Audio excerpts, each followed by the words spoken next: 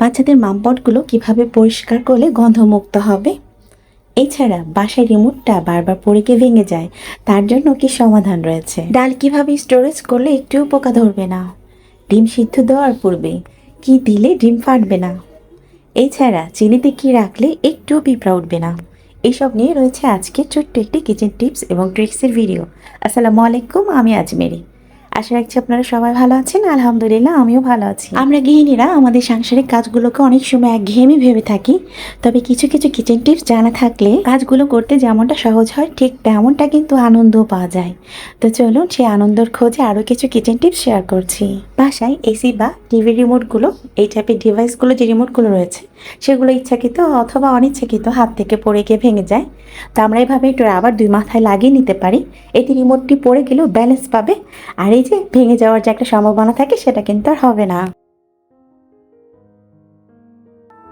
বাচ্চাদের ব্যবহৃত পানির পট বা মামপটগুলো কিন্তু এক ধরনের গন্ধ হয়ে যায়, তো সেটা যেন না থাকে তার একটা ছোট্ট টিপস শেয়ার করছি। এখানে আমাদের নিত্যদিনের ব্যবহৃত সামান্য পরিমাণ পেস্ট নিয়েছি। এরপর আমরা যে ওষুধ খেয়ে থাকি তার খালি খোসাটাকে ছোট ছোট পিস করে কেটে নিচ্ছি।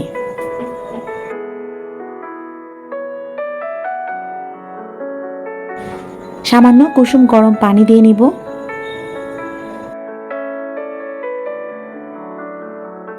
তারপর ঢাকনাটাকে লাগিয়ে একটু ভালোভাবে ঝাঁকিয়ে নিব। ঠিক এভাবেই 10 থেকে 15 মিনিটের জন্য রেখে দেওয়ার পর এটাকে ভালোভাবে মেজে ঘষে ধুয়ে নিব।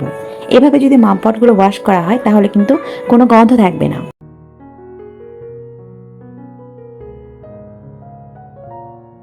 নানা ধরনের প্রোডাক্টগুলো যখন আমরা পারচেস করি তখন কিন্তু এই ধরনের শপার্সগুলো দোকানদাররা দিয়ে থাকেন, আর এই শপার্সগুলো সাংসারিক নানা কাজে কিন্তু ব্যবহার করা যায়। যেহেতু এই ব্যাগগুলো আমাদের নানা ধরনের কাজে লাগে, আর এগুলোকে যদি আমরা একটু অগোছানো রাখি তাহলে কিন্তু দেখতে বেশ খারাপ লাগে।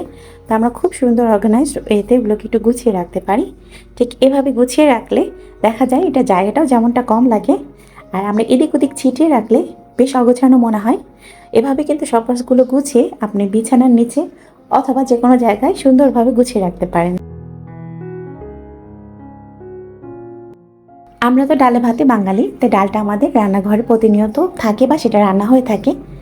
ডাল যেভাবে সংরক্ষণ করলে একটু পোকা ধরবে না সেটি আপনাদের সঙ্গে শেয়ার করছি। আমরা যখনই ডাল সংরক্ষণ করব ঠিক এভাবে 4-5টা তেজপাতা দিয়ে দিব।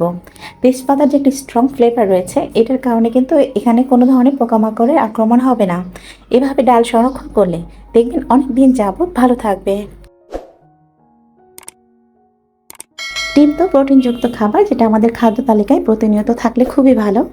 আর ডিম যখন আমরা সিদ্ধ দিয়ে থাকবো দেখা যায় অনেক সময় ডিমটা ফেটে যায়। ডিম সিদ্ধ দেওয়ার পূর্বে অবশ্যই একটু লবণ দিয়ে নেব। এর ফলে হবে কি, ডিমটা যেমন ফাটবে না।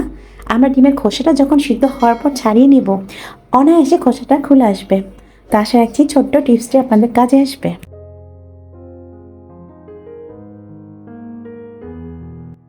যেহেতু এখন ওয়েদার খুবই গরম, আর তাই চিনি লবণের মাঝে ময়শ্চারাইজার জমে যাওয়া আর পিঁপড়া ওঠা এই সমস্যাগুলো হয়ে থাকে। আমরা চিনির মাঝে কয়েকটা লবঙ্গ রেখে দিলে চিনিতে পিঁপড়া ওঠার সমস্যাটা থেকে কিছুটা হলেও রেহাই পাবো। তো আশা করছি আজকের এই সমস্যার সমাধানগুলো আপনাদের ভালো লেগেছে। আবারও ফিরবো নতুন কোনো ভিডিও নিয়ে, সে পর্যন্ত আজকে এখানেই। আল্লাহ হাফেজ, আসসালামু আলাইকুম।